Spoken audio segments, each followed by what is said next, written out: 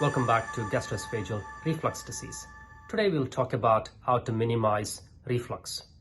This is mainly in the way of lifestyle changes in general and changing our eating habits.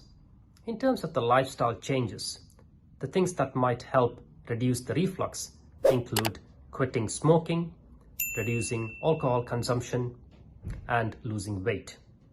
When it comes to food, it's very personal and various factors help in various degrees.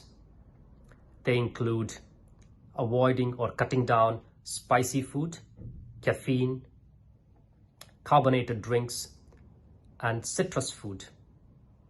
Also, eating at least 3 to 4 hours before going to sleep certainly helps reduce reflux.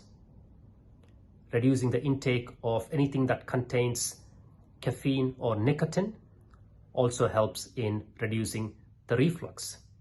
In general, a healthy lifestyle is essential to decrease the reflux.